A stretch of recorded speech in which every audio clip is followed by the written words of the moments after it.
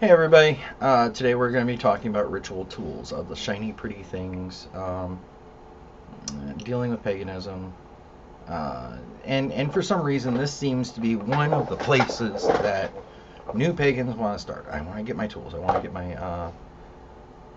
all of the trappings, if you will, of the pagan religion.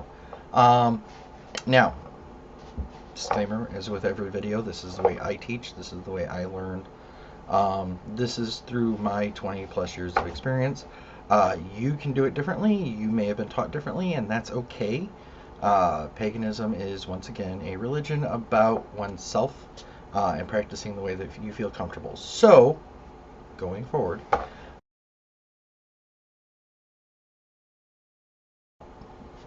um, I will be honest when it comes to a lot of my practices regarding ritual tools and stuff within the ritual space slash spellwork space.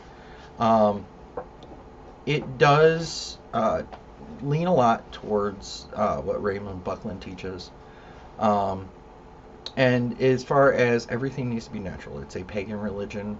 We are all about the natural. Um, so we try and keep synthetic things out of the ritual area. Not to mention the fact that, like, when it comes to, electronic devices, stuff like that, the amount of energy rays can cause havoc with those, so we try and keep those out as well. Okay, so going forward, when I use the word ritual, I'm talking about, your festivals, Imbolc, Samhain, spring and or summer and winter equinox, spring and fall.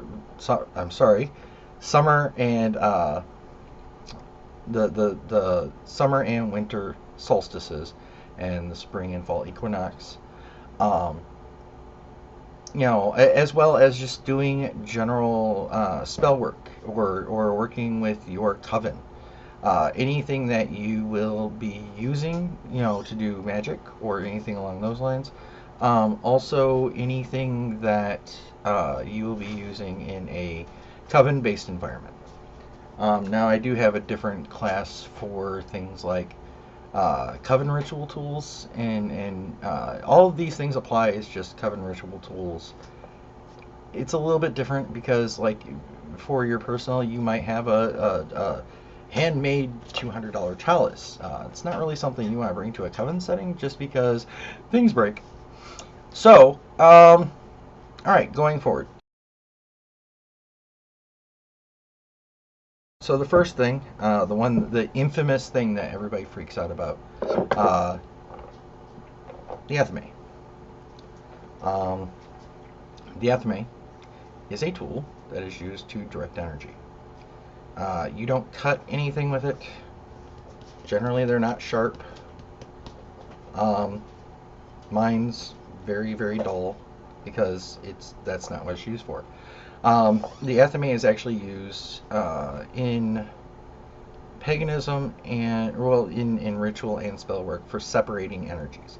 So, for instance, when you're casting your circle, you do so with an athame or a sword. Sword is generally nothing used for nothing more than a very large athame to separate the space inside the circle from the space outside the circle.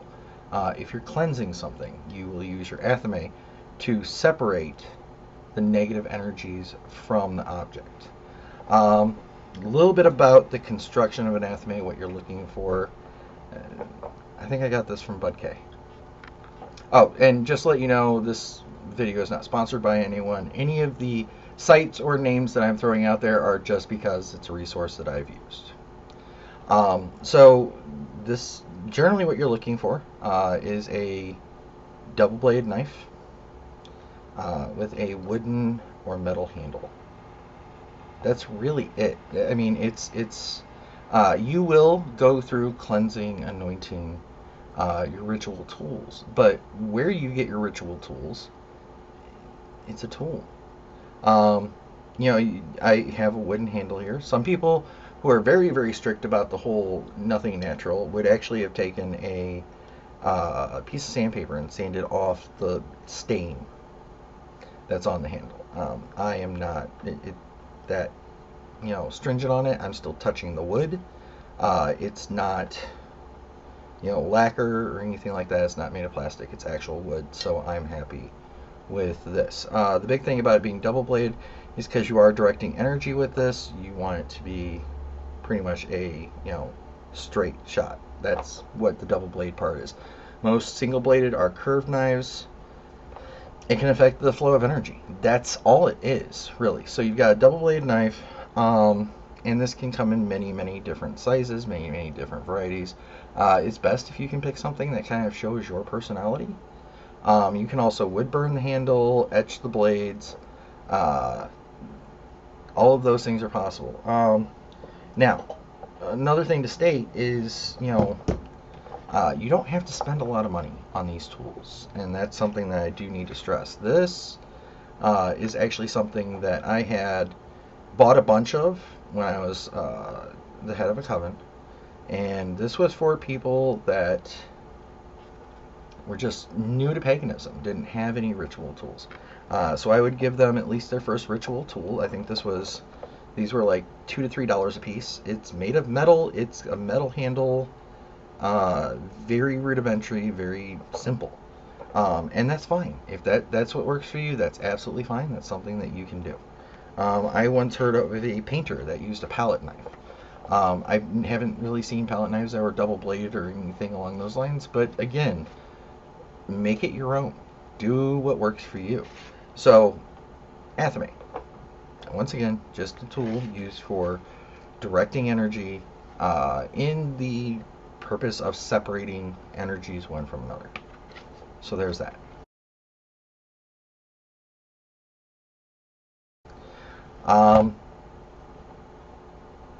Okay, so you've got the next one is your pentacle. Your pentacle can be used for multiple things. For instance, some people put cakes and ale on them, or I'm sorry, the cakes for the feast. Some people, it's a pentacle, so obviously it's a symbol of protection. Use it for that. You can make it as simple or as decorative as you want. You can include other symbols in there as well. This one is a good one. It was made by a member of my coven. It's just a disc you can generally get from like Hobby Lobby or something like that. Some type of craft store for $1 or $2, and use a wood burner to burn a pentacle into it. Again, you can use the symbols of the tradition that you like. You can decorate it, don't decorate it. If you're just a simple person, that's up to you. You can also buy these, buy pentacles for your altar space.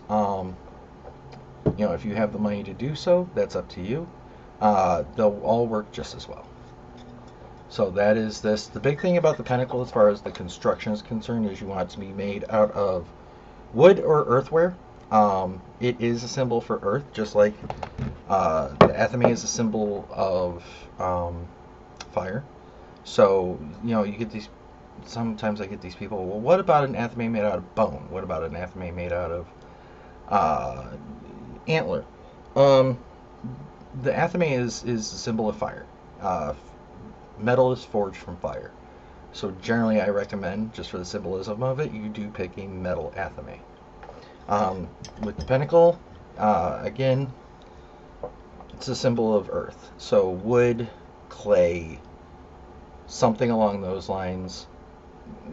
Make what it's constructed out of part of the symbolism of the element that it represents.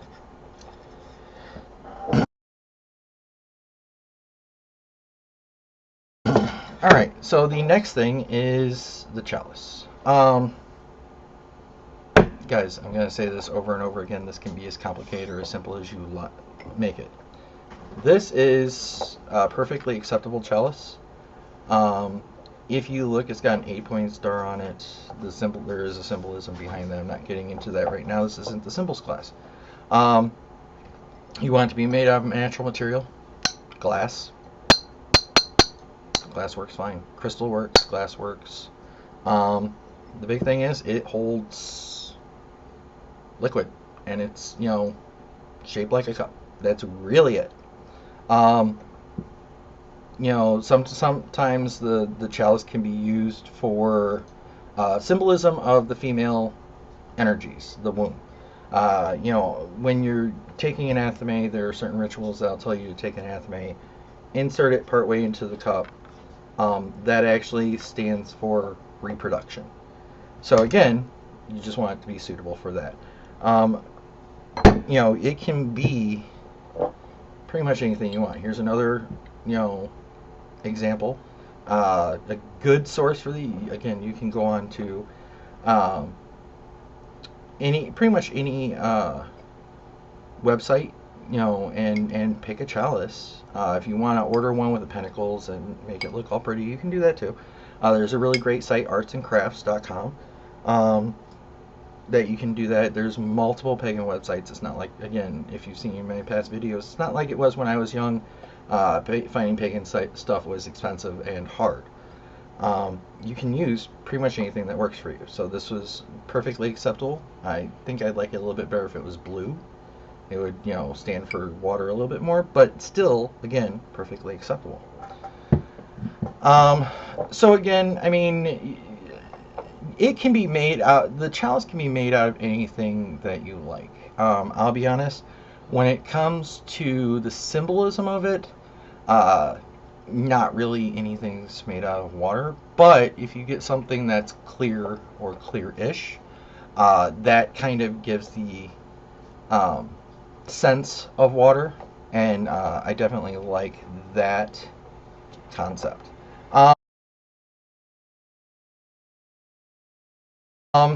The next bit is your wand. This is a wand I made many years ago. It used to have feathers and stuff like that.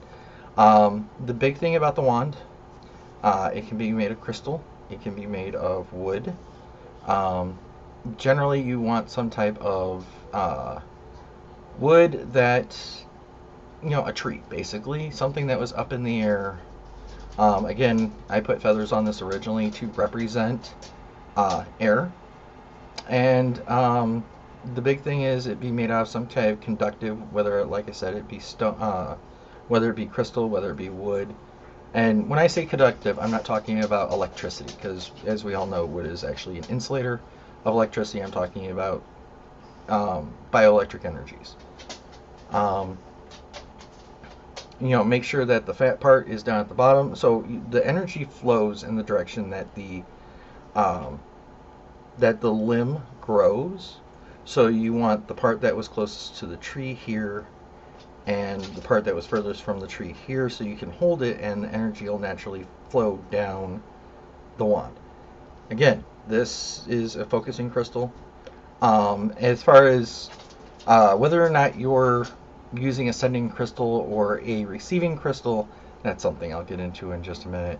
But the crystal's whole point is just to focus your energy. So whereas the athame is used as to focus your energy to separate energies, this is actually used to imbue energies.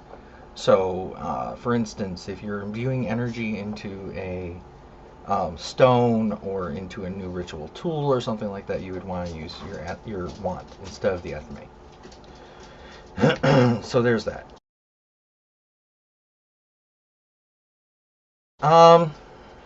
The next thing is the cauldron. Contrary to popular belief, a cauldron can be as small or as big as you want. The main purpose of the cauldron is to, just like the chalice, represent the female womb. And generally it's used for a fireproof container.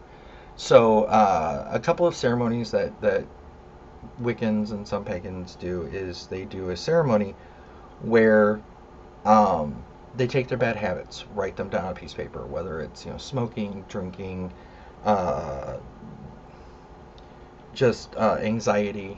Write them down on a piece of paper, light them on fire, throw them in the cauldron during the ritual. Another thing you can do is write down something that you want in your life. You want success, you want love, this and that, and put them in the cauldron. And at the end of the ceremony, you light the cauldron and basically wave the intentions and the energy out into the world. So that way they'll eventually come back to you. But again, the cauldron is basically used. I mean, there are other things you can obviously do with the cauldron. Some people actually, herbalists, are really big on mixing salves, salves, um, herbs in the cauldron. That's something that you can do as well. But the cauldron, primarily for ritual use, is actually meant for a fireproof container and to represent the female energies in the world. So there's that.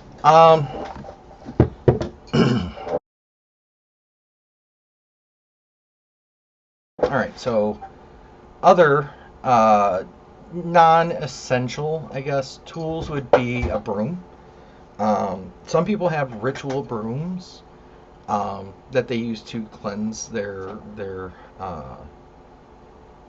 ritual space. I do have one. I just didn't bring it in for this video. But the big thing about the broom is the broom is meant for cleaning, obviously. Uh, So a lot of times before you actually do a ritual, you will cleanse your ritual space by using a broom and sweeping out all of the negativity. Most people don't actually sweep the floor with said broom because it's ceremonial, but that's something that you can do. It's up to you. If you have a really nice broom, like from say the Renaissance Fair or something like that, you might not want to damage the bristles by sweeping the floor. But the whole point of it is to get rid of the negativity, get rid of the energies out of the ritual space that may have accumulated just from use of life. And I mean, you can do different things like a lot of items that are used for broom bristles, if you're going to make it yourself or you get it from someone who makes the brooms, can be willow, vanilla, for healing, straw, morning glory, ivy. All of these plants have their own properties. You know, if you want to do something big about your broom, you can definitely look those up. Decide what type of plant you want to use for the bristles and go from there. Um, in times past, the broom has also been used as a phallic symbol. So, one of the things that have lent to the whole witch riding a broomstick, and I'm sorry if I seem to be having aneurysms in regards to that, is witches of past would go out into the fields and put a broom between their legs, obviously representing sex, and jump up in the air as high as they could, telling the crops how high to grow. That's the basis for that whole witches flying off into the night carrying on broomsticks. It was literally nothing more than a prosperity slash fertility ritual meant for growing crops. That was it. But it's definitely a useful tool in your everyday pagan life. I definitely recommend getting a ritualistic broom, if not a broom specifically for a ritual that you can sweep out your area with. Okay, so the next thing is a censer. Or an incense burner. That's really all it is. It's an incense burner. The reason why it's included in this is because it is part of your altar.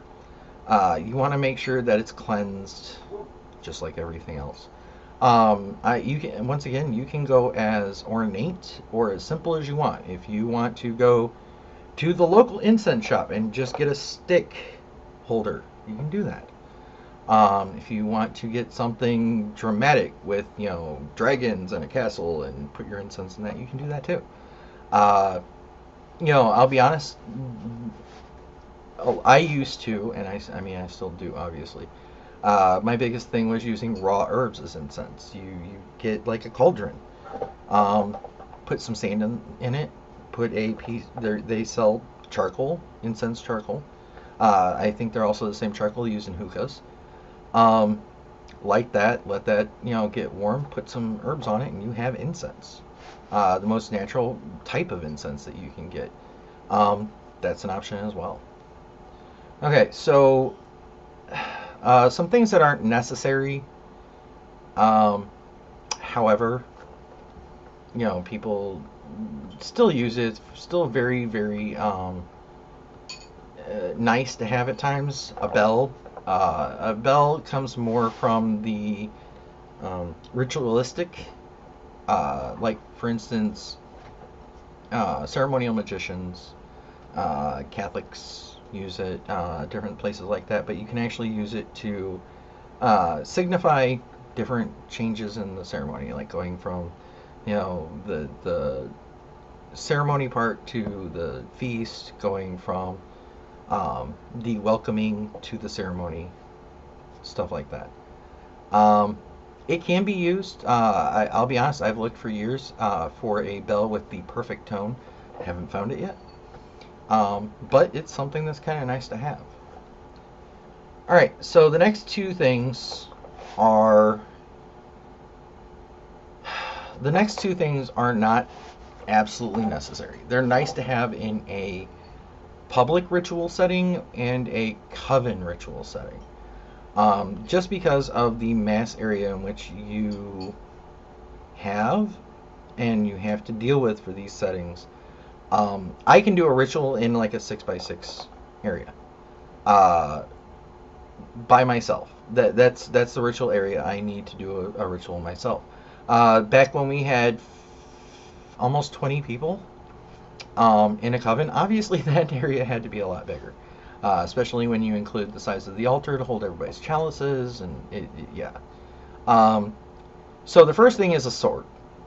Some covens do use a sword. I have used a sword in coven work on multiple occasions. Um, a sword's nothing more than a very large athame. It's a lot easier to cover more ground with a sword because it's longer and you don't have to take as much time. Um, and it's easier to be seen. That's really it.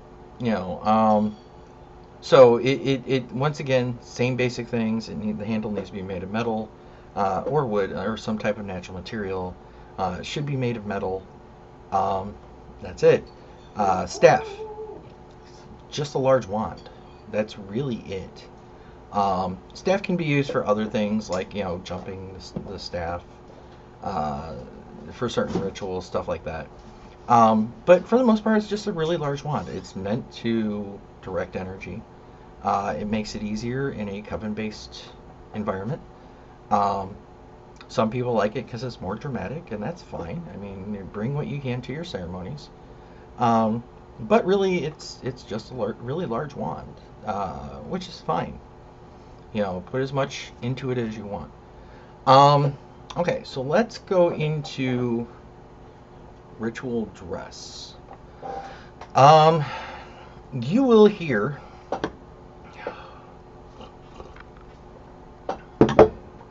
people talk about ritual dress in some very strange ways. I only use the most pure cotton of this fiber count, and um, you know, some very traditional pagans. Well, you have to be nude. Period. You know, that's their rule. You have to be skyclad at all rituals. Um, I will say pretty much the same thing as ultra dress that I said at the very beginning of this class, and that is it should be natural. You want it to be all natural, you know, cotton, wool, you know, what have you. Um, but as far as do you want to do it skyclad? Should you be dressed? Should you have very specific pagan garb? I did, but my coven became a very, very big part of my life, and I wanted this garb specifically for pagan work. It was handmade for me, and it was all natural, of course. But I mean, if you go out and buy a cotton T-shirt and a pair of jeans, just make sure that you cleanse the stuff before you walk into, you know, your circle. You want to leave all of the negativity away, out, back. You know, leave your, as they say, leave your negativity at the door. That's what you want to do whenever you go into a ritual environment. So, nude, not nude, completely up to you. Just definitely make sure that the garments are cleansed, and make sure that you're comfortable. And my wife making all types of noise over there. Um, okay, so let's talk a little bit about. Uh, well, first off, let's talk about altar setup since we've covered all of this. Um, the big thing, some people will say that the goddess should be on the left and the god should be on the right. Some people will say the god should be on the left and the goddess should be on the right. I will be honest, what I learned was the goddess is on the left. So basically all of the things that deal with the female energies and the goddess are on the left. So that's, the statuary, which, let me get into that. The statuary comes in many, many different designs, many different forms. So you can use pictures, you can use statues, you can use just a candle if you want. The statuary that I use, I actually did a wood burning. I know it looks very rudimentary. I'm actually an artist. I meant it to be rudimentary for a reason, not to have a face, because God is in each of us, so there should be no face on it. The horns, obviously the horn god, the spear. But this was a very simple, just a wood burner and a piece of wood with another piece of wood nailed onto the back of it. It doesn't need to be complicated. And this to me represents the god. It's that simple. So this would be on the right for me. An idea for the left was, the goddess. This would actually be the Nile River goddess, I believe. I just put, her holding the earth with, some crescent moons, once again, put on it so it sits by itself. That's not even necessary. You can technically have just a silver candle and a gold candle. Silver representing the goddess, gold representing the god. You can draw a picture. You can get some baked clay. I think you can do that. I'm not entirely sure. Some of it I know is natural. Some of it isn't. But you can get some clay that you can throw in the oven and, sculpt yourself a god and goddess statue. Print something out. I mean, the ink's not exactly the most natural, but if you have nothing else, it'll give you an image to connect to.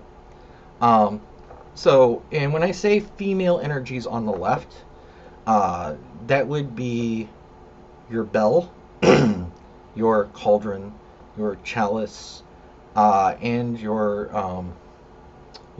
pentacle. So those things are on the left-hand side of the altar. And the god, once again, the god statuary is on the right side of the altar, and all of the energies for that gender would be on the right side as well. So we're talking our athame, our wand, the god symbol, all of that's on the right side. Now let's cover a couple of things that you may have on your altar. You don't necessarily have to have on your altar, but that we do use for certain aspects. So number one, if you are decide to get into herbalism, or you decide to make your own wand, or anything along those lines, you may have one of these. This is very sharp, and this is meant for cutting. Some people just use a black-handled knife, but this is what you call a boiling.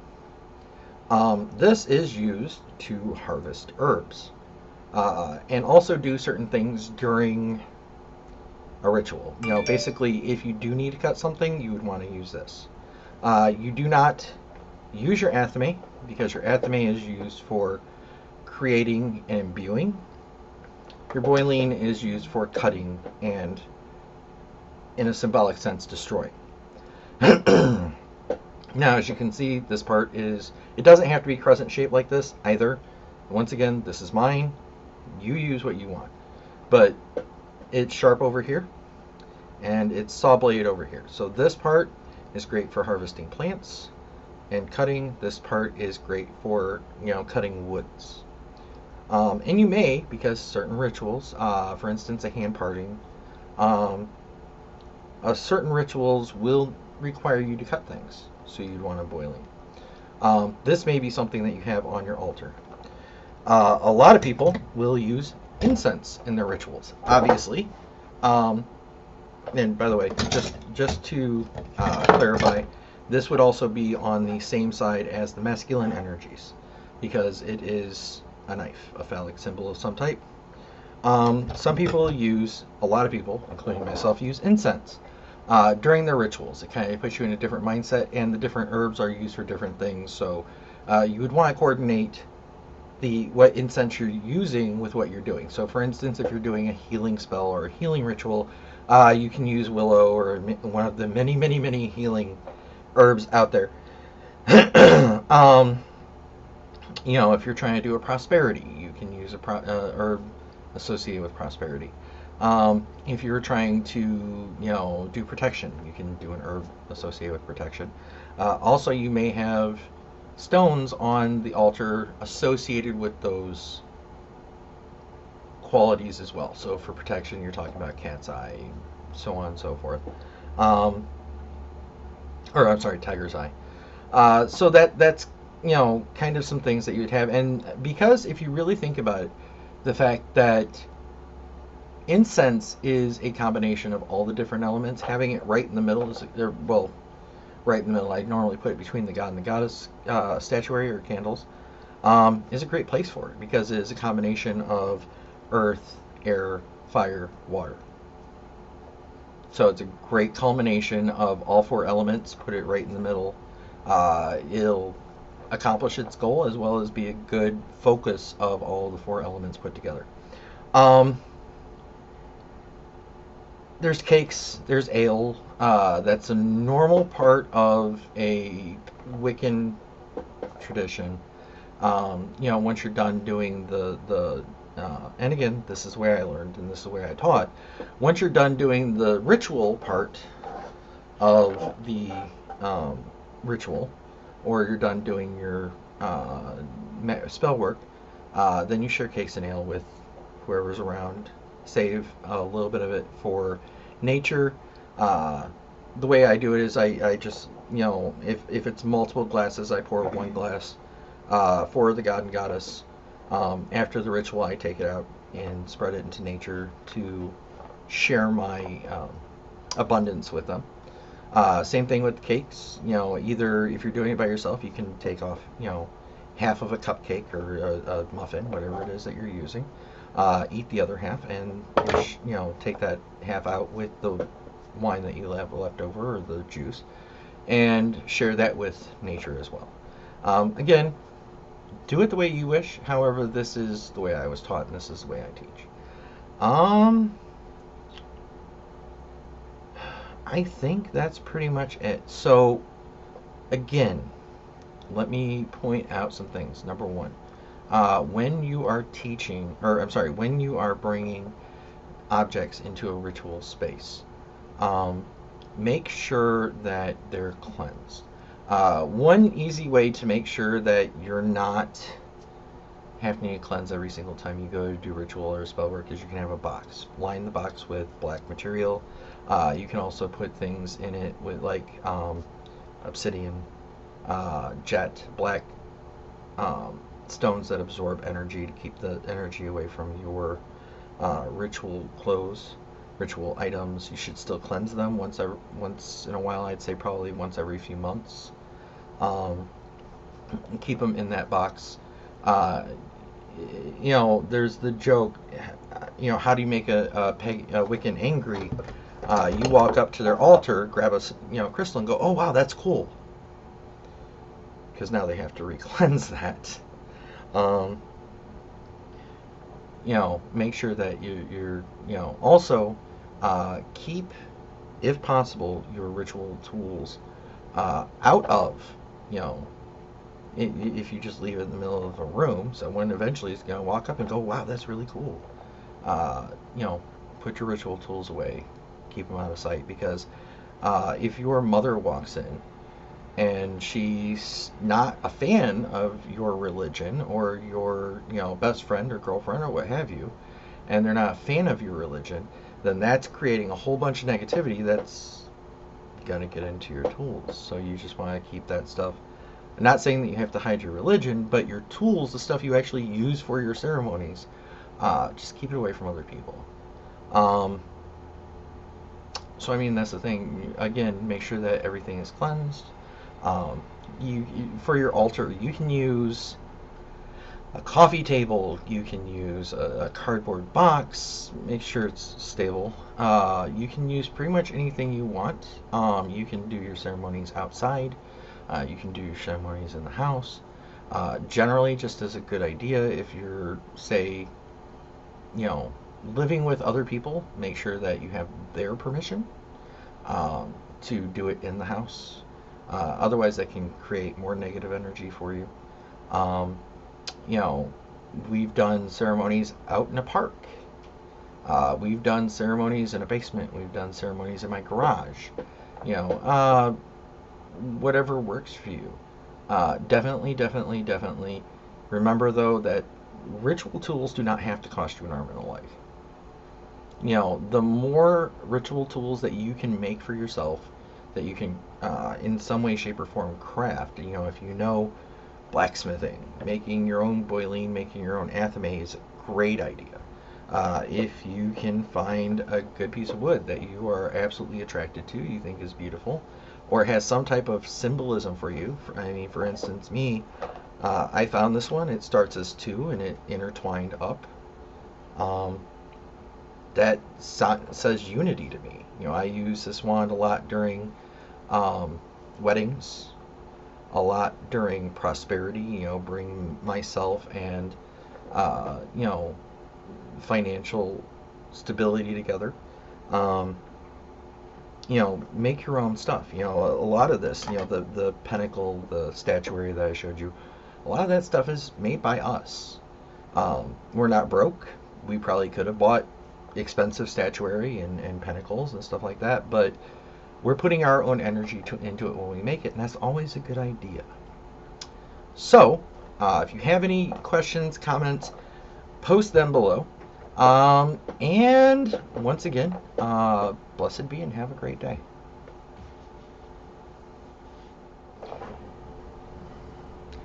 Hey everybody, thanks for watching the video. Don't forget, if you liked the video, like and subscribe.